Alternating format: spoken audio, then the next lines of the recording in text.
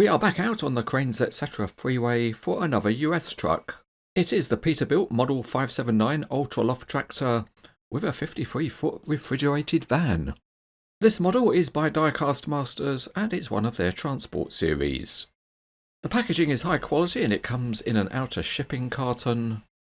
And then the box has a picture sleeve with the truck on it. And there's the usual other information that goes with a model like this. If we flip the box round, we see that there's some information about the real truck, and it also shows a couple of pictures describing the functionality. The box containing the model slides out from the sleeve, and when we've done that, the box containing the model slides out from another sleeve. And doing that gives us the first sight of the model. Included with it is this small mini brochure of the Transport Series collection, and that shows the considerable range of truck models now produced by Diecast Masters. After that bit of light reading, let's get on and get the model out. We lift off the plastic former and use the giant hand crane to get out the trailer and the truck.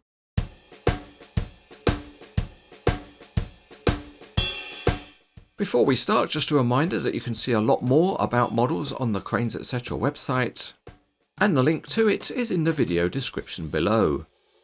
Also, if you want to know where you can buy scale models, then you can click on links on the website, including those in the shopping mall.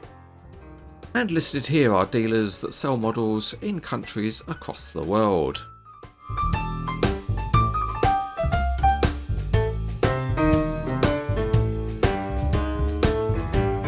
For the assembly, all we need to do is join the tractor and the trailer. And for that, it's a simple matter of dropping in the kingpin into the hole on the fifth wheel. That's it. No clunk, no click.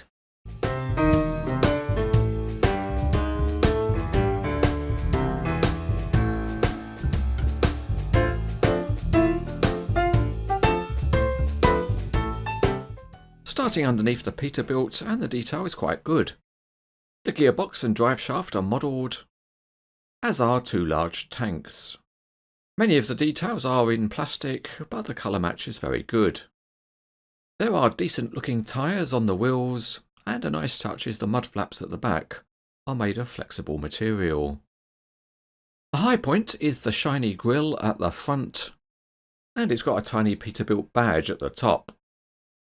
There are nice lights and more shiny chrome work, but no number plate as this is a generic truck. On the side there is another small Peterbilt badge. The wheels are detailed and there are textured stepping plates. The model has a distinct metallic paint finish, and the windows on the cab doors are not modelled. There are some nice small details if you look for them, including some bits of chrome, and there are nicely shaped fairings. There are more chrome grab rails on the back of the cab and also stepping plates. At the rear there are painted lights and Peterbilt is printed on the mud flaps. Looking underneath the big trailer, the structure is simply modelled, and there are large white plastic fairings. The landing legs are there, and at the rear there are decent tyres on the wheels.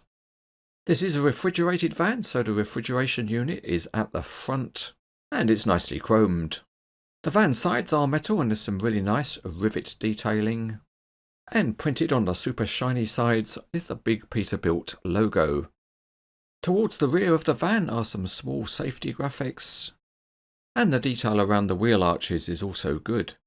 At the back of the trailer there's some high quality detailing. The door bolts are modelled and there's some nice graphics applied. The rear lights are painted. One thing to note though is the super shiny surface does show your fingerprints.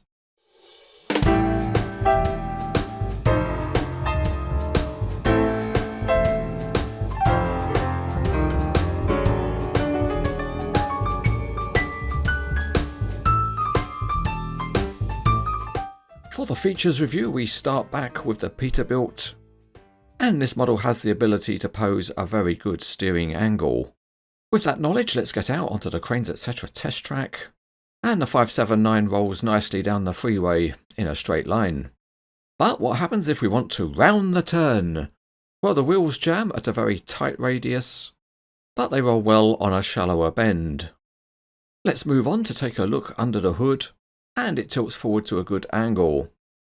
With that, we can see the detailed engine underneath.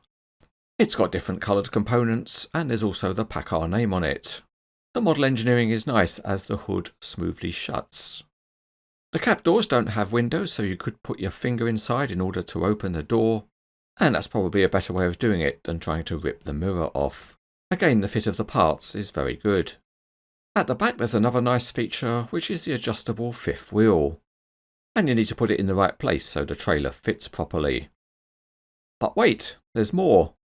If you can't be bothered to go in through the doors, you can lift the whole roof off. And it's a nice feature because it lets you see the highly detailed dashboard inside. And you can also see other details such as cabinets and the bed space.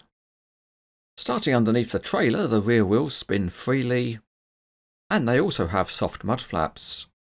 The landing legs are modelled in a folding variety, and once they're rotated into position, they provide good stability for the van.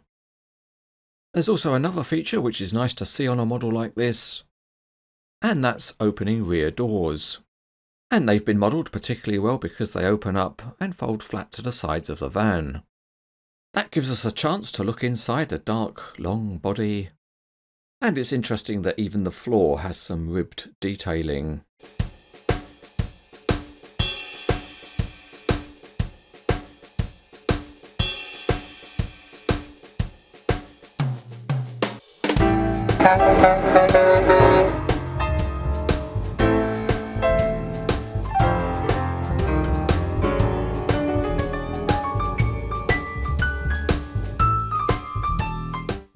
This is another very nice model of a US truck by Diecast Masters. There is some really nice detailing on both the tractor and the van, and there's enough functionality to give the model interesting poses. It would also look great perhaps fully decorated like a NASCAR team truck. It's easy to rate it as very good.